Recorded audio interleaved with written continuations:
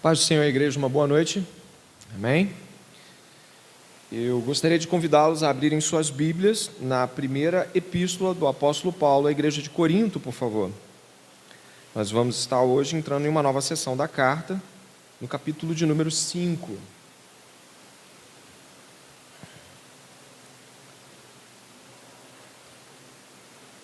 Nós glorificamos a Deus por podermos estar aqui nesta noite, vindo de nossos trabalhos, estudos, famílias, fazeres domésticos e lutas, algumas lutas de adoecimento, outras com outros desafios, mas o Senhor nos trouxe aqui.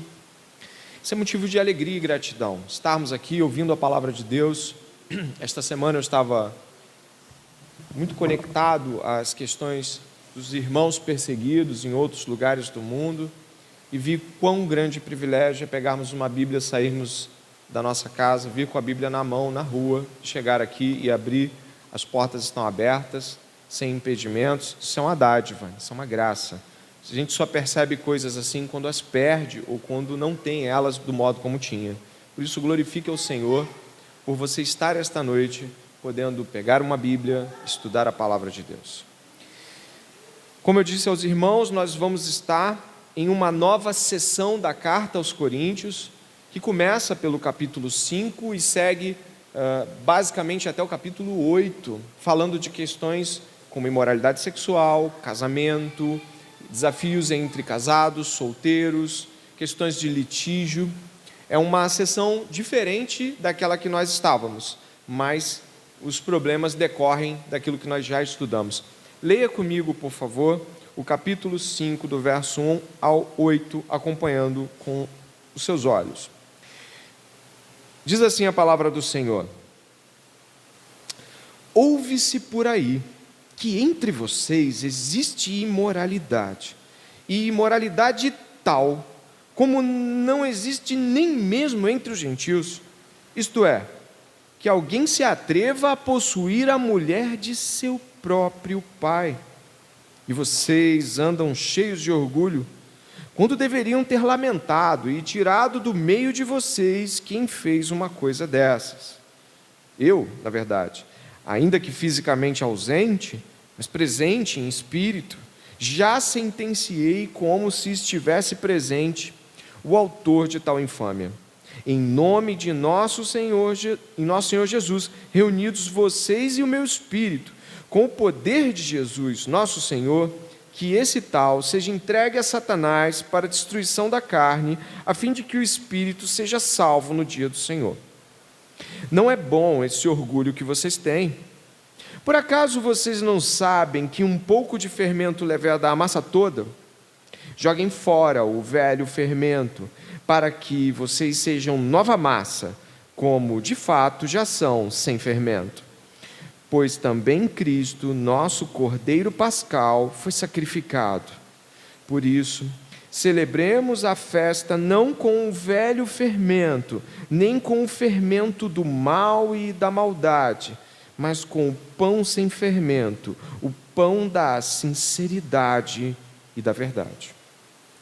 Ore comigo neste momento, pedindo de que sinceridade e verdade estejam em nosso coração, como resposta à palavra de Deus em Cristo Jesus. Ore comigo, por favor. Senhor, nosso Deus e Pai, reunidos aqui pelo Teu Espírito, vamos ouvir a palavra de Deus em uma pregação sobre, Senhor, assuntos difíceis. Pai, eu te peço que todos nós busquemos, não necessariamente, Pai, talvez os mesmos enquadramentos específicos, mas a atitude de, em Cristo, ver como a palavra de Deus está nos alcançando de N formas. Que o nosso coração esteja aberto, atento e preocupado em ouvir a voz de Deus e responder com sinceridade e verdade. Que não venhamos a estar aqui, Senhor, apenas com o nosso cansaço, porque Ele está... Numa quinta-feira é difícil às vezes, mas nós te pedimos que o Senhor conserve a nossa atenção, prepare o nosso coração e coloque em nós o desejo profundo de obedecer à voz de Deus, Pai. Te agradecemos em nome de Jesus. Amém.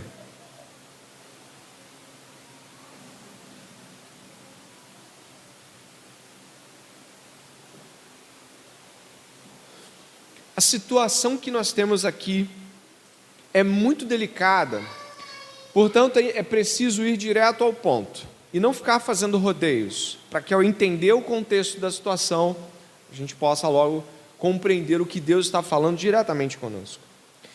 Olha o capítulo 5, por favor. Existe um caso na igreja de Corinto, esta igreja que nós estamos estudando já há alguns meses, é um caso de incesto, um caso incestuoso. Um homem está tendo relações, e tendo é a palavra mais adequada para a posição no grego, ele mantém a sua posição com a mulher de seu pai. O texto não deixa margens para dúvidas de que não é sua mãe, mas é a mulher de seu pai, uma das mulheres de seu pai. Enfim, nós temos aqui uma situação muito difícil.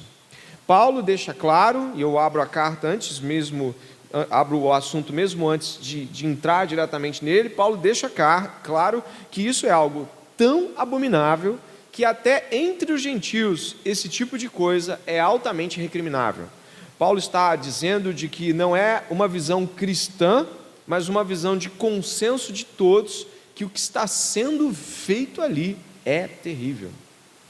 Por detrás deste cenário, nós temos uma crise de autoridade na igreja de Corinto. A igreja de Corinto está vivendo uma crise, um problema de a quem devem recorrer, obedecer e ouvir. A herança judaico-cristã trata o problema que nós temos aqui com muita claridade. Levítico, capítulo 18, versos 7, 8, 9, você vai encontrar esta relação incestuosa em meio a outras relações abomináveis, como, por exemplo, com homossexuais e até com animais. Logo, existe no mundo antigo já uma ampla consideração de que Paulo está tratando de algo que não é cego aos olhos da igreja, entende? Nossa, eles são helênicos, gregos eram assim mesmo, faziam essas coisas. Sim, a promiscuidade, por assim dizer, no mundo grego era muito grande, mas isso aqui chegou a um outro patamar. Portanto, preste bem atenção, não perca os seus olhos do que nós estamos falando. A situação que nós estamos tratando aqui, ela é grave. E eu gostaria de dividir este sermão em dois momentos distintos. Não são iguais em termos quantitativos de versículos, mas eles são divididos da seguinte forma. Com duas perguntas eu gostaria de tratar o tema desta noite. O verso 1 e 2, como uma coisa dessas poderia ter acontecido, e do verso 3 ao 8, qual seria o remédio de Paulo que poderia hoje ainda ser aplicado na igreja. Eu gostaria de começar, então, trazendo um pouco mais de vivacidade e compreensão textual para o que está acontecendo. Vá até o verso 1, por favor. Ouve-se por aí entre vocês que existe imoralidade tal que não existe nem mesmo entre os gentios. Isto é, que alguém se atreva a possuir a mulher de seu próprio pai. Agravando o caso, a gente tem a compreensão de que, sim, a palavra aqui, a palavra imoralidade sexual, é muito comum nos estudos bíblicos sobre as temáticas paulinas, a palavra é porneia.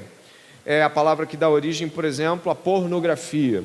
Ela abarca não somente mas diversos tipos de atitudes sexuais, e aqui ela está descrevendo a amplitude desse assunto.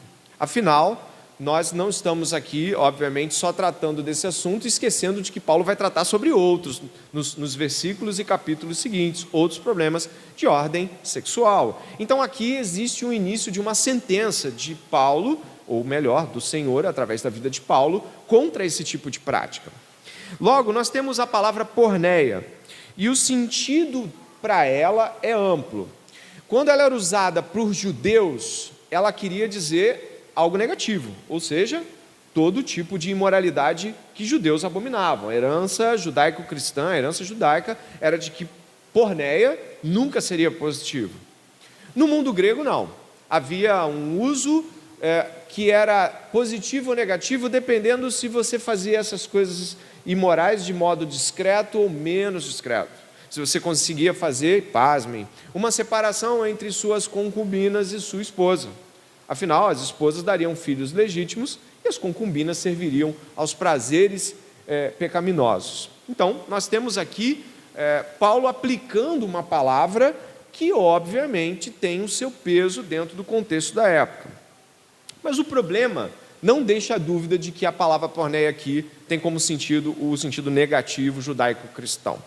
É o problema do incesto.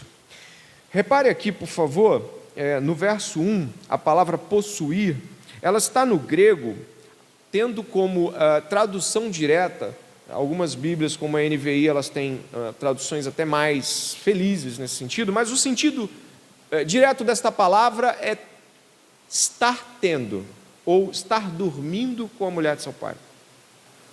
Essa problemática não deixa para a gente nenhum tipo de indício se o pai é vivo, morto ou divorciado.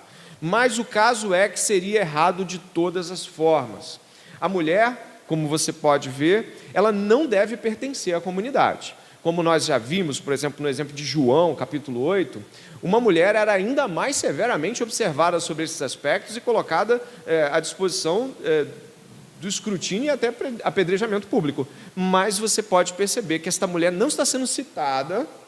Logo, nós temos um homem se envolvendo imoralmente com uma mulher que não é da comunidade cristã dos coríntios, ela não é cristã, senão ela estaria também sendo julgada com o julgamento que ele recebeu. Estamos falando do texto aqui. E ao parar para pensar nessa discussão, você pode pensar assim: então, pastor, o tema de hoje o senhor vai entrar na questão da imoralidade sexual. Não, meus irmãos, se vocês puderem observar, o tema imoralidade sexual toma um verso dos 8. O tema não é imoralidade sexual. Aqui eu começo com uma sentença que vai ser paulatina. Nas próximas perícopes, nós vamos estar vendo como cada sentença vai acontecer, cada direção. Então, hoje, digamos assim, é o início de uma sentença contra as imoralidades sexuais dos coríntios. Mas se você perceber bem, Paulo dá uma virada de chave ali, e no verso 2 ele vai dizer: e vocês andam cheios de... Acabou o tema. Depois disso, a questão da imoralidade sexual, ela não volta. Mas por quê, pastor? O que aconteceu? Será que Paulo não acha que isso é grave? Não, ele acha. Tanto é que ele fala, nem entre os de fora tem um negócio desse. Mas ele quer apresentar à igreja de Corinto a realidade dentro do coração deles. Por quê? Essa é a primeira pergunta, não é? Como é que uma coisa dessas aconteceu? E por isso, Paulo vai começar a tocar em aspectos que você já viu na carta.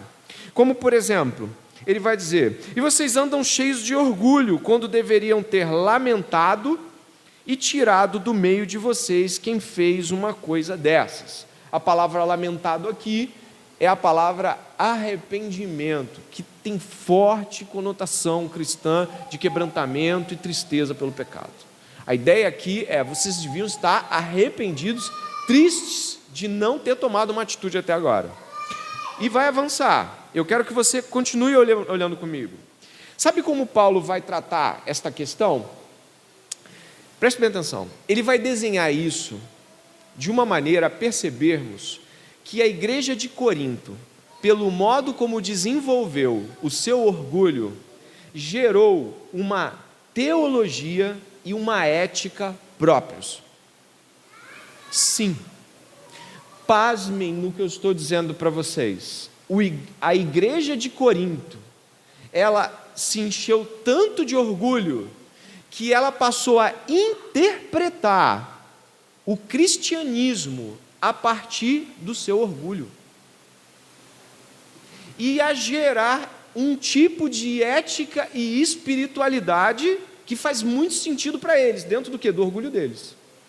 Então nós estamos aqui, eu vou mostrar para você o teste prova das Escrituras, para vocês entenderem isso. Eu quero que caminhem comigo no capítulo 4, um capítulo antecedente, no verso de número 6 e 7, por gentileza. Dê uma olhada, por favor. Paulo vai dizer: pois quem é que faz com que você sobressaia? Vou começar do verso 6, me perdoe, por favor. Meus irmãos, 4:6, meus irmãos, apliquei estas coisas figuradamente a mim mesmo e a Apolo por causa de vocês, para que, por nosso exemplo, vocês aprendam isso, não ultrapassem o que está escrito. Vocês se lembram desse sermão? O que estava escrito antes. Paulo trouxe termos da Escritura em várias porções, que você na sua Bíblia até talvez veja ela centralizada, diferente do texto corrido, que eram menções do Velho Testamento. Paulo está dizendo, não ultrapasse o que está escrito. Mas eles ultrapassaram o que estava escrito e geraram sua própria teologia, com base no seu orgulho. Vamos lá. Continuando. Para que ninguém se encha de... O que está escrito? Orgulho, a favor de um em prejuízo de outro. Pois quem é que faz com que você sobressaia? E o que é que você tem que não tenha recebido? E se o recebeu, por que se gloria como se não tivesse recebido? Eu gostaria de ir até o mesmo capítulo, verso 18. Olha aí, ó. Alguns de vocês se encheram de... mais uma vez, como se eu não fosse visitá-los. Mas em breve, se o Senhor quiser, irei visitá-los. Então conhecerei não a palavra, mas o poder desses orgulhosos, porque o reino de Deus consiste não em palavra, mas em poder. O que vocês preferem? Que eu vá até aí com um chicote ou com amor e espírito de mansidão? Então, antes de mostrar a imoralidade deles, Paulo está combatendo um orgulho que gera uma espiritualidade falsa, que gera uma leitura teológica falsa e uma ética como produto disso. Capítulo 6. Eles têm criado uma teologia. Olha o 6,12, vá lá, 6,12, está entre aspas para você? Para mim está. Isso é algo que eles escreveram para Paulo e que Paulo está respondendo, está claro isso? Então eles disseram, todas as coisas me são lícitas, Paulo responde, mas nem todas convêm. Todas as coisas me são lícitas, mas eu não me deixarei dominar por nenhuma delas. O que eles estão produzindo? Teologia. Uma frase da teologia de Corinto é: todas as coisas me são lícitas. É uma teologia produzida no orgulho. Mas isso é muito sério, não? Imagine que o orgulho ele é tão poderoso enquanto modo de ver as coisas que se constitui em uma hermenêutica. Já ouviu essa palavra? Hermenêutica? Ela significa interpretação. O orgulho interpreta. O orgulho fala sobre algo e pode estar falando completamente diferente, porque ele interpreta à luz disso. E onde eu quero chegar, passando por isso, é de que esta interpretação da igreja de Corinto gerou um tipo de ética. A grosso modo, você compreende que a ética tem a ver com um comportamento, ou você tem um tipo de doutrina que gera um tipo de ética, você tem um tipo de pensamento que gera um desdobramento comportamental, tudo bem? Então, a doutrina deles gerou uma ética, e nessa ética não tem problema o que o rapaz fez. Difícil não ser afetado por isso, não é? Eu vou levantar a mão, se você quiser levantar, é contigo. Eu tenho problemas com orgulho. Sabe o que significa? Que muitas vezes eu produzi um modo de pensar bíblico completamente desviado das Escrituras, por conta de uma interpretação orgulhosa.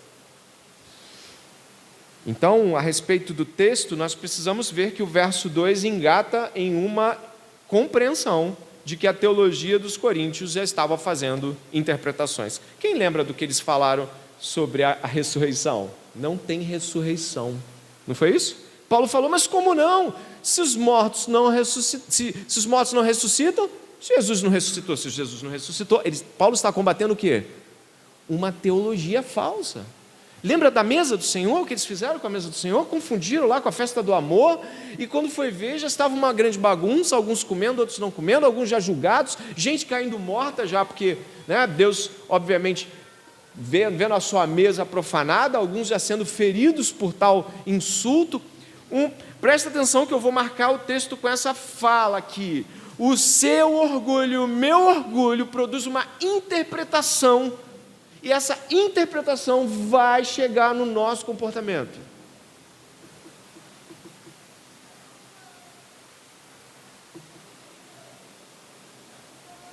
Gordon Fee, que fala sobre o comentário dele sobre os coríntios, ele fala de algo bem marcante aqui neste texto. O comentarista Gordon Fee, ele fala: estão cegos. Parece que não importa o que se fala. A cegueira é tanta, é para todos os lados. São cegos. E por isso, respeitando o próprio texto, eu não poderia continuar com imoralidade sexual sendo a temática principal, porque ela não é. Embora ela vai receber uma sentença já nos versos seguintes. Vai haver um julgamento sobre isso. Mas ela não é o ponto central. Esse ponto vai ser tocado nos outros sermões. Repare como é que se desdobra a construção dos coríntios aqui. Eles têm um problema com a autoridade, que passa a ser um problema, então, em escolher quem é que eles ouvem. É Apolo ou é Paulo? Preste atenção. Se Deus colocou uma liderança espiritual e você escolhe qual liderança espiritual você decide ouvir, você não está acatando o que Deus lhe deu. Pastores falhos, discipuladores falhos, mas Deus escolheu determinadas pessoas para nos dar determinadas direções, e é difícil às vezes para nós, porque a grama do vizinho pode parecer mais verde, por exemplo. Às vezes, uma vez eu pensei comigo assim, eu falei assim: caramba, se eu fosse discipulado pelo Russell Shedd, vocês lembram do Russell Shedd? Alguém conhece o Russell? Eu pensei assim, cara, eu ia ser um baita teólogo, ele é super manso e tal. Eu falei, mas Deus não me deu o Russell Shedd. E quem me deu? Deus. Pessoas que estão aqui. Como já falei no domingo de manhã, pessoas que chegam perto de mim e falam: isso está errado, cara. Aceita uma opinião? E eu vou dizer que não. Estou louco. Não, aceito, claro. Pode falar. Aceita o conselho. Experimenta olhar para um líder teu e falar assim: você aceita um conselho? E você fala: não. Eu já tenho um conselho. Já pensou nisso? Impossível. Né? E eles já estavam nessa. Não aceitam conselhos. Escolhiam que liderança deviam ter ou não. Mais à frente, repare só. Se você vê a continuidade, vai dizer Paulo que, no verso 3, eu, na verdade, ainda que fisicamente ausente, mas presente em espírito, já sentenciei como se estivesse presente, o autor de tal infâmia. Esse já sentenciei, apesar de ter uma aparência de passado, ele aqui dentro da construção, dentro da fraseologia, ele quer dizer o seguinte: a sentença é essa, e aí ele vai dar a sentença. Mas imagine, eles estão escolhendo sua própria liderança. Não, eu gosto mais de Paulo, eu vou ouvir ele. Não, eu gosto mais de Apolo, eu vou ouvir ele. Se você está escolhendo sua própria liderança, e não é Deus que está escolhendo, nesse sentido, não congregacional aqui é uma bagunzacional, é uma crise de autoridade, não tem nada aqui que tenha a ver com congregacionalidade, tem a ver com ego, orgulho inflado. Obviamente você não está ouvindo a voz de Deus, você está escolhendo alguém que lhe agrada. O orgulho contra a autoridade de Paulo era movido pelo interesse dos coríntios. Eles estavam preocupados com seu próprio benefício.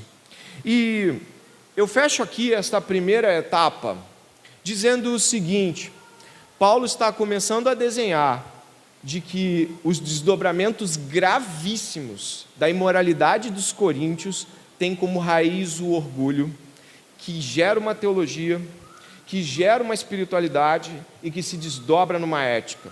E que eu digo para vocês, vocês estão mais aptos e conseguem enxergar melhor os meus problemas éticos, e aí, claro, em cada nível de aproximação de gente mais próxima, gente menos próxima, vocês estão mais capacitados a ver os meus movimentos éticos e apontá-los do que muitas vezes eu mesmo. Estou cego para eles.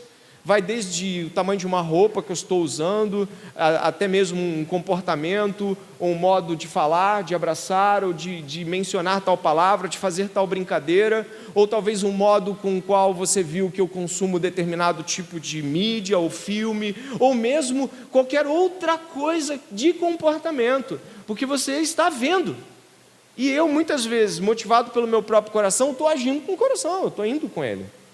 Então, por isso, a gente vê Jesus em tantas sessões éticas, Mateus capítulo 5, Mateus capítulo 6, Mateus capítulo 7, Mateus capítulo 10, a gente vê Paulo com tantas sessões éticas, Timóteo 1, Timóteo 2, Tito, ética, faça isso, os homens aquilo, as mulheres isso, olha, os anciãos você trata assim, as mulheres tal, você faz dessa forma, se vier gente desobediente, dessa forma, não deixe que façam isso, façam aquilo, e Jesus diz, olha, não receba nada dos outros, faça de graça você recebeu, na casa de Mateus capítulo 10, na casa de tal pessoa você não deve entrar, entra na casa de alguém que tem boa fama na localidade. Isso tudo é alguém de fora projetando ética para o lado de dentro de você, e é uma pessoa que está vendo, que tem o Espírito Santo. Eu não estou falando de qualquer pessoa, mas eu estou dizendo de pessoas que têm teologia, têm o Espírito Santo, têm a intenção voltada para o serviço. Então, eu preciso de você, e você precisa das pessoas que te cercam e apuram o seu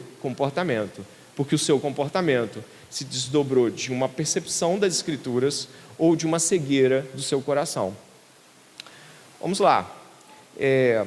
Quanto a isso, então, a virada aí do verso 3 em diante, o remédio de Paulo está aqui também. Como o remédio aplicado por Paulo serve à igreja hoje. O apóstolo Paulo vai dizer o seguinte, a partir do verso 3, eu, na verdade, ainda que fisicamente ausente, mas presente em espírito, já sentenciei como se estivesse presente o autor de tal infâmia. Em nome do nosso Senhor Jesus, reunidos vocês e o meu espírito, com o poder de Jesus, nosso Senhor, que esse tal seja entregue a Satanás para a destruição da carne, a fim de que o espírito seja salvo no dia do Senhor. Não é bom esse... Você pode ler de novo comigo? Não é bom esse?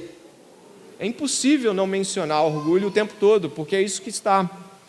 Não é bom esse orgulho que vocês têm? Por acaso vocês não sabem que um pouco de fermento leveda a massa toda?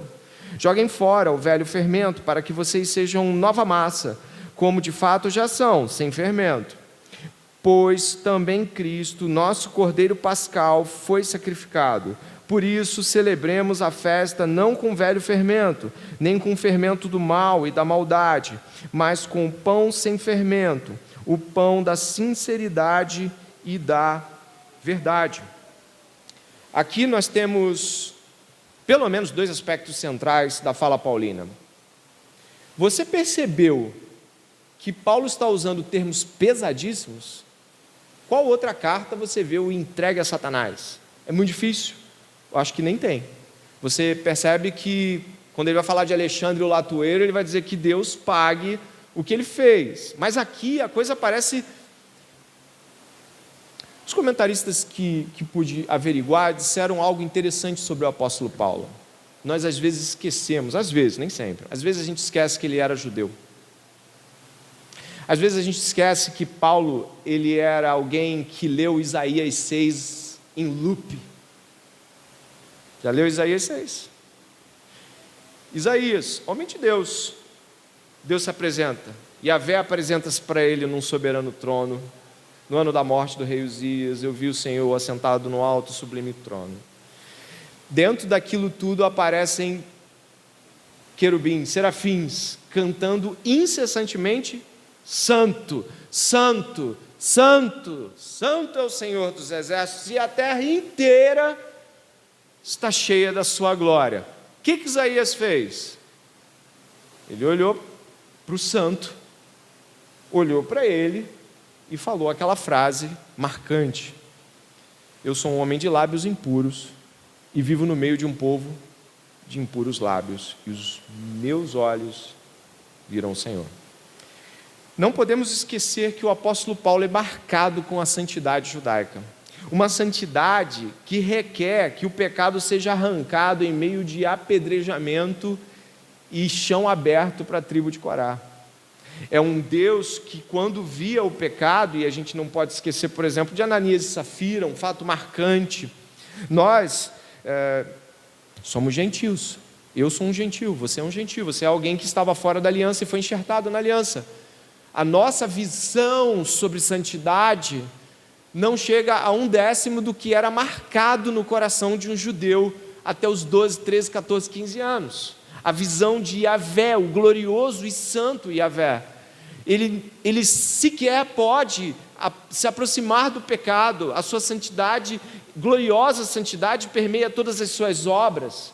Todas as visões gloriosas de Yahvé e seus serafins são vislumbrantes. Toda a história do povo de Israel no deserto é uma história marcada por, com o pecado, Deus arrasa, acaba com tudo. E o apóstolo Paulo é um judeu, e ele está vendo o povo de Deus, que se chama pelo seu nome, tratando uma relação incestuosa, como se não fosse nada, no seio da igreja. Então o apóstolo Paulo está ali, com toda a sua construção judaica de compreensão de lábios impuros no meio de um povo de impuros lábios, tem que arrancar isso. E Yahvé não permite que isso aconteça. E é fato de que ele lança toda esta perspectiva na santidade do Senhor. E ele deixa bem claro que tem de haver uma separação. Este homem precisa ser arrancado dali, porque ele está contagiando, ele está inflamando, ele é um fermento dessa situação. Deixando claro aqui que a figura do fermento não é subjetiva. Existe um fermento que precisa ser retirado aqui, e é este homem. É claro, vamos desdobrar mais sobre isso, mas eu gostaria de marcar esse ponto também. Presta atenção. Qual é o ódio que você tem contra o pecado? É assim que o livro de Provérbios diz, que o temor do Senhor é odiar o pecado.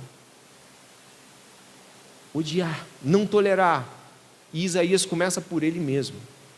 Ai de mim. Paulo está aqui num juízo profético, obviamente, contra a imoralidade, lançando em face a santidade do Deus Yahvé. E se seguirmos à frente, vamos encontrar Jesus logo depois. Mas eu pergunto antes de virar a minha página no sermão: você odeia o seu pecado? Você odeia o seu pecado? Pense no que você costuma cometer. Pense contra o que você luta. Você o odeia? Sente náuseas e desprezo absoluto, luta contra ele com todas as suas forças, o arranca-o como quem arranca o braço, o olho, e é melhor entrar assim no reino dos céus do que completinho ir para o inferno. Esse é um ponto importante, a santidade do Senhor, marca o texto isso também. Paulo vai dizer que este orgulho deles não é bom. A sentença paulina é de que este homem deve ser lançado fora da comunidade. E deve ser feito isso de tal modo que ele vá e cumpra a sentença do que ele está proposto no coração. Mas existem aspectos aqui que talvez passem batido, né? Por exemplo, ele é excomungado, ele é excluído da comunidade. É uma disciplina. Ele está excluído, ponto. Mas ninguém faz mal a ele fora disso. Ninguém vai na casa dele lançar praguejamentos. Não existe outra coisa além da excomunhão. Mas por quê? Porque isso basta. Um homem que vai estar fora do seio da pregação, não vai estar mais ouvindo a pregação, não vai estar mais com a comunhão dos irmãos, não vai estar mais diante de correções. Os freios do pecado vão ser arrancados. O carro da destruição vai descer ribanceira abaixo. Você está aqui agora, você está ouvindo contra o nosso pecado, sim ou não? Sim, você está ouvindo contra o nosso pecado. No domingo que vem você vai ouvir de novo. Quando você encontra com essas pessoas ao longo da semana, elas falam coisas para vocês sobre O pecado tem que sair de lá, Jesus é bom. Agora tira tudo isso. É ladeira abaixo. Pare de ouvir a palavra. Pare de ter comunhão. E talvez você ache que é pesado se submeter aos irmãos, a pastor, discipulador, tem que prestar conta. Olha, para Paulo, estar fora da comunhão, da correção e da autoridade da palavra de Deus é estar nas mãos do diabo, é estar com Satanás. Olha a visão que o apóstolo Paulo tem. Talvez você precise ser lembrado de onde você veio. Talvez você precise ser lembrado de como você era usado e usava as pessoas. Você precisa lembrar como era a mente da promiscuidade que via sujeira em cada canto de tudo. Tentar se aproveitar de tudo e de todos a todo tempo e ser usado também. Aquela visão competitiva onde o mundo se desenha por dinheiro, sexo, distrações e diversão. Aquela visão arrogante de mostrar que é superior, porque senão o mundo te esmaga. Paulo via o que todos nós devemos ver. Nossa, esse é o mundo de Satanás. Sem esses freios, ele já vai passar coisas que ele não tem noção. Para Paulo, a vida sem Cristo e sem a igreja era uma completa destruição. E para você? Claro, o grande problema de aplicarmos disciplinas como esta hoje é que o senso da santidade de Deus é tão pequeno na maioria das comunidades cristãs. E o senso de valorização da disciplina é tão pequeno que uma pessoa que é excluída, infelizmente nós tivermos que fazer uma exclusão, a pessoa pode atravessar a rua, ir para outra cidade e basicamente ela pode até dizer, fui disciplinado, que é capaz de alguém dizer assim, mas aqui nós somos do amor. Nós aqui somos a igreja que abraça todo mundo. Não, mas o que eu fiz lá foi muito grave, você não quer falar nem com... Não, olha só, o que passou já passou. Entende? A nossa vivência hoje, ela é tão alienada da correção, e ela é tão alheia à correção, que basicamente você pode ser excluído aqui e ser aceito 2 semanas depois em uma igreja, até falando isso, e é capaz de te elogiar e falar assim, ó, só por você ter falado a verdade, você já está apto para vir. Olha como são as coisas. Santidade e correção. Essa correção de Paulo me chama e deveria chamar a sua atenção. De um lado ele fica sem comunhão, sem igreja, sem pregação, sem o freio do pecado. Do outro, Paulo diz, a fim de que o espírito seja salvo no dia do Senhor. Sim, aquele judeu fariseu se converteu. E ele não estava corrigindo esse rapaz, esse homem, para a destruição dele, mas para ele poder ver o gosto amargo da desgraça que ele estava fazendo e de tudo que ele estava projetando. Então o apóstolo Paulo diz para ser salvo. Que maravilhoso. O apóstolo Paulo, ele conhece a graça e a misericórdia do Senhor. Ele conhece a bondade de quem já foi como ele foi. E logo, obviamente, o apóstolo Paulo está dizendo, para que ele seja salvo. Não é sobre justiça própria. Não queremos que alguém seja disciplinado para ver o que você fez com a gente. Qualquer crente que tenha no coração o desejo de que alguém pague, no sentido de, eu sei que você está arrependido, mas eu ainda quero que... Isso nunca vai ser disciplina. Isso é juízo dos piores tipos. Isso é maldade. E, portanto, o apóstolo Paulo está preocupado com a salvação dele. A correção tem que ser feita para a salvação. A disciplina tem que ser feita para mudar, ainda que ele não volte. Algumas pessoas gostam de relacionar o homem arrependido da segunda epístola a essa, só que nós não temos como dizer que ele voltou, tá? Não tem como dizer peremptoriamente, este é o cara que está lá na outra, não tem como. Mas tem um arrependido na outra epístola, que Paulo diz, chama ele de volta. Ao compreendermos essa questão, o apóstolo Paulo, então, caminha para a questão judaica do fermento. Você está vendo aí, fermento.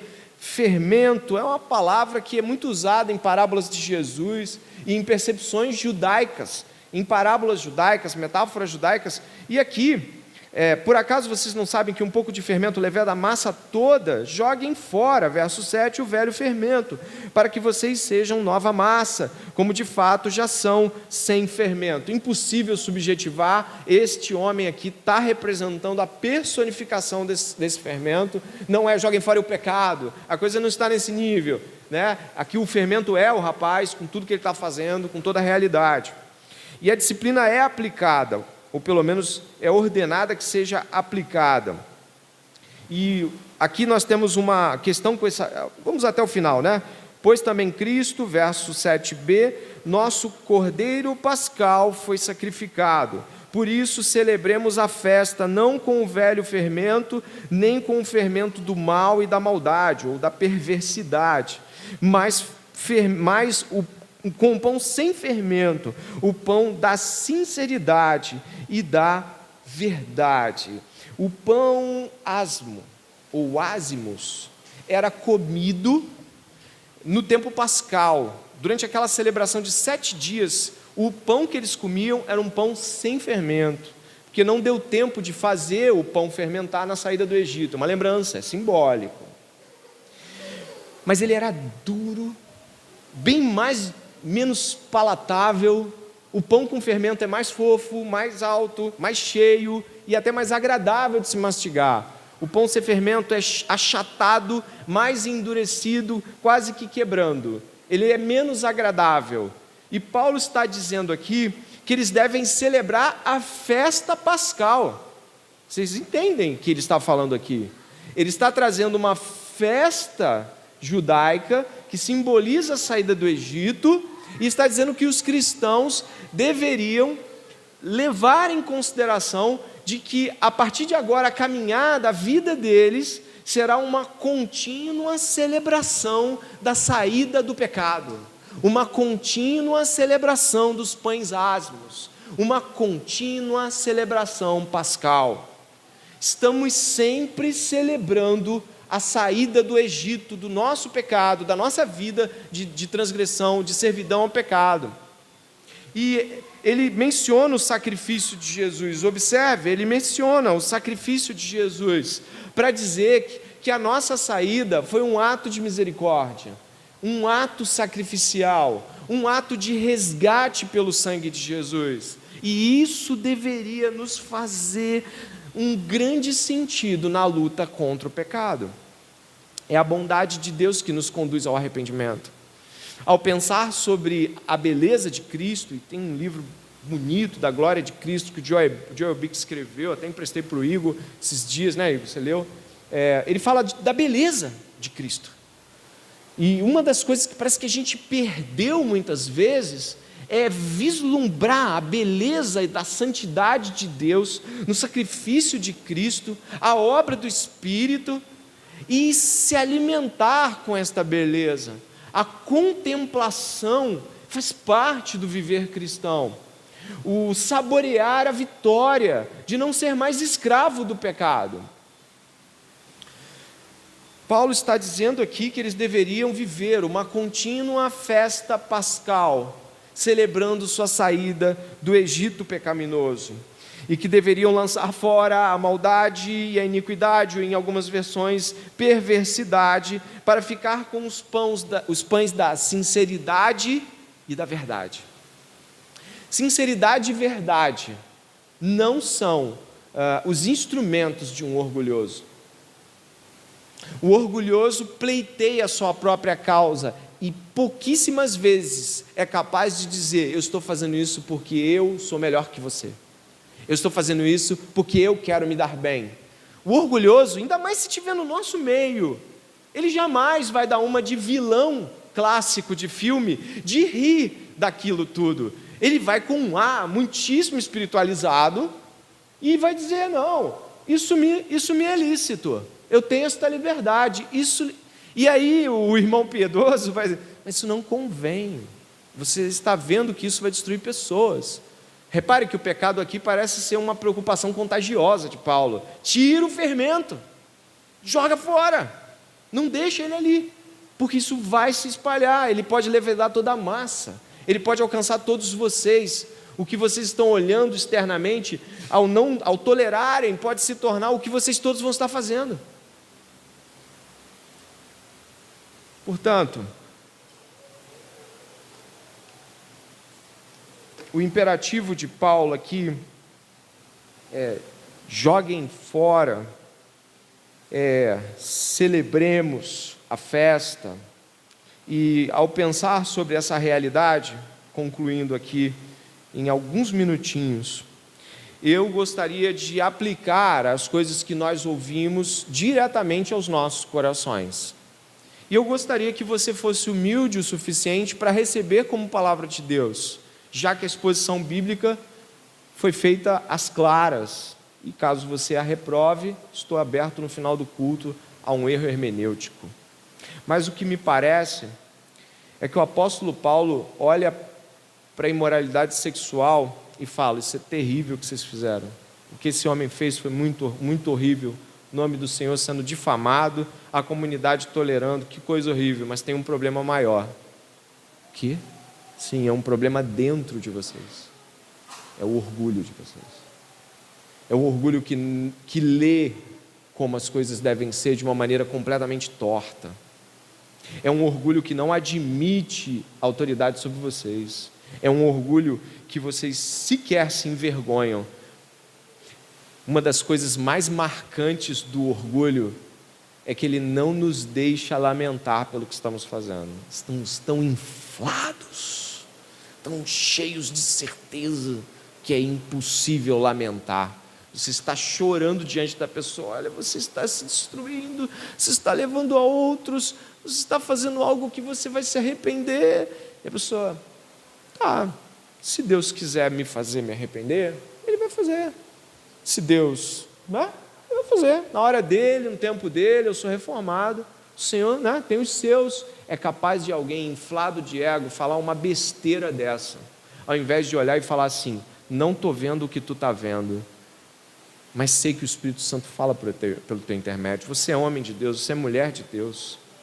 Eu preciso ficar atento. Se está tão claro assim para você, eu devo estar muito cego. Ora comigo aqui, me mostra mais de como a palavra de Deus atua na minha mentira, no meu orgulho, na minha lascívia, na minha ira, na minha contrariedade, na minha impaciência, na minha falta de compreensão com o próximo, na ausência de amor. Eu não estou nem lamentando. Você está dizendo que o negócio está desse tamanho, eu não estou nem lamentando. Olha, deve estar ruim a coisa. Essa é a compreensão madura. A compreensão madura não é: eu sinto, logo faço. Eu concordo, então está certo. A compreensão madura é: você está me mostrando a Escritura. Você é alguém confiável. Você é homem de Deus, é mulher de Deus. Eu preciso agora orar. Eu preciso que você ore comigo. Absoluta certeza que se eu estiver errado, Deus vai mostrar. E eu confio que Deus pode usar você, pode usar outras pessoas. É uma compreensão madura e honesta. Trabalha com a verdade e a compreensão de autossuspeita de que somos pecadores. Então, um ponto importante: o pecado não é tolerável nas Escrituras. Qualquer morosidade em arrancar o pecado, qualquer tranquilidade em saber que você está hoje em pecado de continuidade, em cometeu algo, não quer confessar, não confessou, qualquer tranquilidade em seu coração quanto a pecados é abominável, precisa ser arrancado. Você precisa se arrepender, eu preciso me arrepender, precisamos lamentar. 2, não sinta pena de disciplinas eclesiásticas. É tão raro, é tão difícil disciplina hoje. Algumas pessoas acham até que é impossível disciplinar alguém.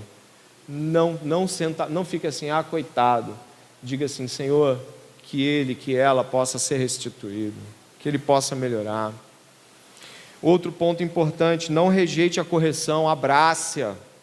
A correção nem sempre vai ser perfeita. Deixa eu lhe dizer uma coisa: a correção nem sempre vai ser a melhor possível.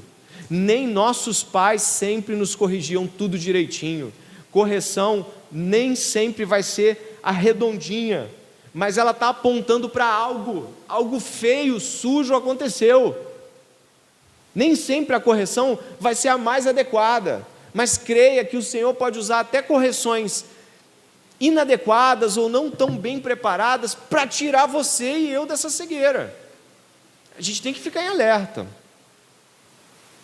E por fim, celebremos a festa. Quando você está celebrando uma festa, você não tem que ficar pensando em tudo fora da festa. Se você está no aniversário de alguém, você tem que estar focado, senão você não consegue se alegrar. Se você não pensar assim, poxa, eu estou no aniversário dessa pessoa, assim que eu vi com os problemas, mas eu estou aqui, ela me chamou, então eu vou me alegrar. Você está celebrando a sua vitória pelos pecados que Jesus arrancou você do Egito. É uma celebração. É preciso pensar sobre isso. É preciso viver esta alegria de não ser mais dominado pelos pecados. É uma alegria muito grande. Vamos orar ao Senhor e pedir que a nossa visão do orgulho, que para nós é tão menor do que a realidade que de fato é, seja mostrada aos nossos olhos. Que eu e você dependamos mais dos irmãos para mudança ética, para mudança comportamental, estejamos mais abertos, que o pastor André esteja mais aberto para que você fale comigo sobre algo que acredita que eu possa melhorar, que o membro dessa igreja seja, que o visitante que está pleiteando a membresia seja aberto. Amém? Oremos. Senhor nosso Deus e Pai, ouvimos sobre a palavra de Deus e ouvimos tais coisas que nos fazem refletir sobre o nosso comportamento, sim, sobre o nosso orgulho perverso, sim, e de que ele não tem lugar para ficar. Nesta noite nos abençoa, tirando-nos, Senhor, o prazer do pecado e nos dando o prazer da alegria da festa pascal.